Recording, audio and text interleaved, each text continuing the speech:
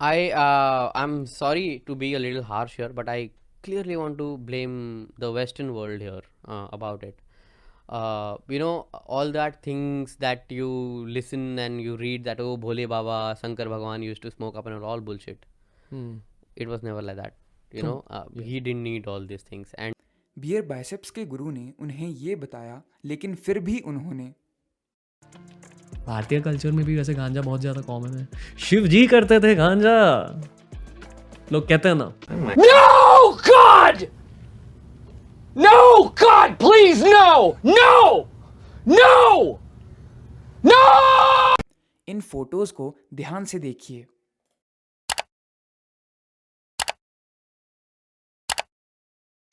अगर ये फोटोज देखकर और बियर बाइसेप्स की बात सुनकर अब आप भी ये मानते हो कि भगवान शिव भांग का सेवन करते हैं, तो आपने गलत जानकारी को सच मान लिया है।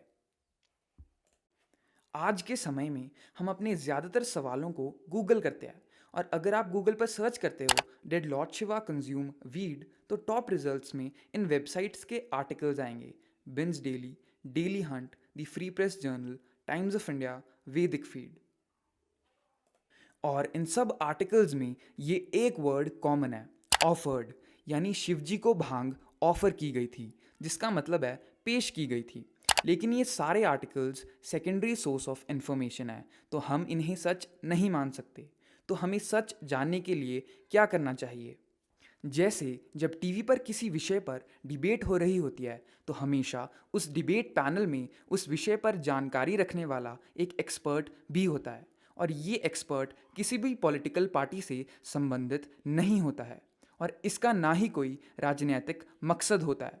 वो बस उस एक पर्टिकुलर सब्जेक्ट यानी विषय का एक्सपर्ट होता है, क्योंकि उसने उस विषय का अध्ययन किया होता है। जैसे इस डिबेट में एम्स के प्रोफेसर, इस डिबेट में एक अर्थशास्त्री, और इस डिबेट में एक रक्षा विशेषज्ञ। वैसे ही हमें इस विषय के बारे में जानने के लिए उनकी सुननी चाहिए जिन्होंने शास्त्रों का अध्ययन किया होता है।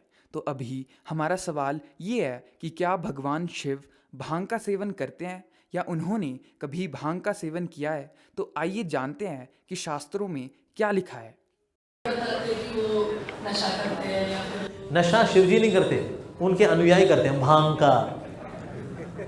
कहीं लिखा कि शास्त्र में शिवजी भांगम प्राप्त करोति, भांगम नशा उन्मत्त अस्ति, ये लिखा है सर। उन्होंने हलाहल विष पिया था, इनको वही पीना चाहिए।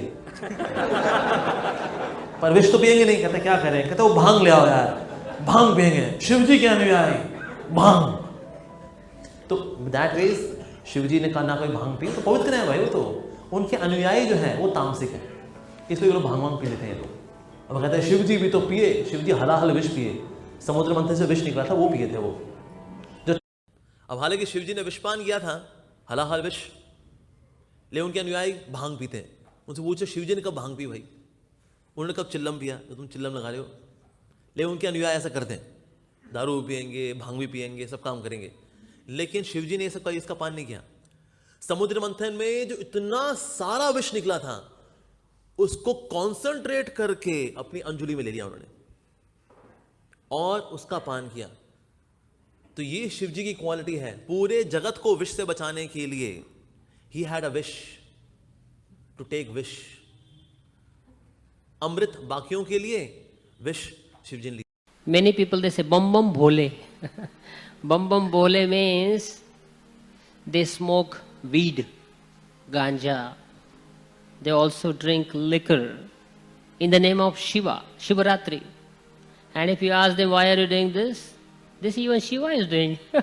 Shiva is smoking ganja, he is smoking weeds, he is drinking liquor. So we are also doing the same thing. But actually it's not true. Nowhere in the scriptures you don't find any scriptural evidence that Shiva is smoking ganja or bhang or he is drinking liquor. You'll never find it. Of course, most of अब आप यह तो जान गए हैं कि भगवान शिव भांग का सेवन नहीं करते हैं, लेकिन क्या आपको ये पता है कि भांग के बारे में हमारे शास्त्रों में क्या लिखा है? शुश्रु संहिता, भव प्रकाशा और अथर्ववेदा, इन सभी प्राचीन संस्कृत लिटरेचर में भांग का प्रयोग और दुरुपयोग यानी यूज एंड मिसयूज दोनों के बारे में अच्छे से लिखा और बताया गया है।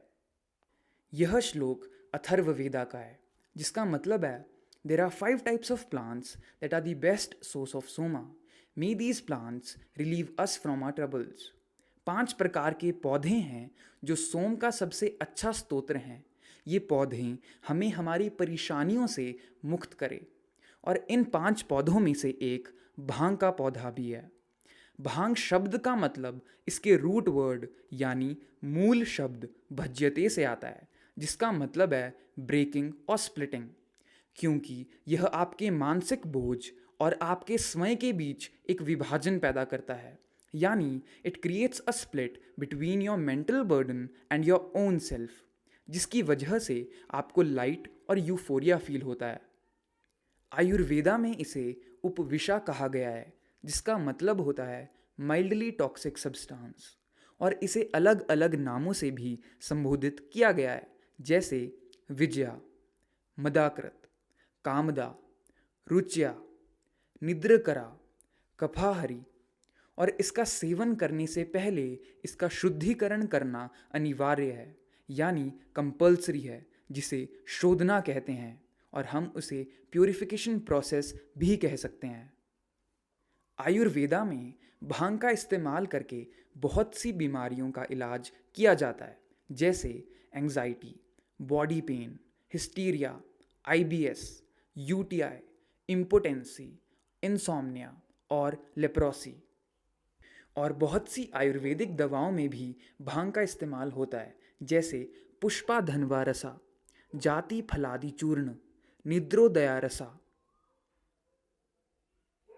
आयुर्वेद यह चेतावनी भी देता है कि भांग के आदतन सेवन यानी हैबिचुअल यूज से तीनों दोषों का असंतुलन हो जाता है, जिससे इम्पोटेंस, पुअर डाइजेशन, डिप्रेशन हो सकता है।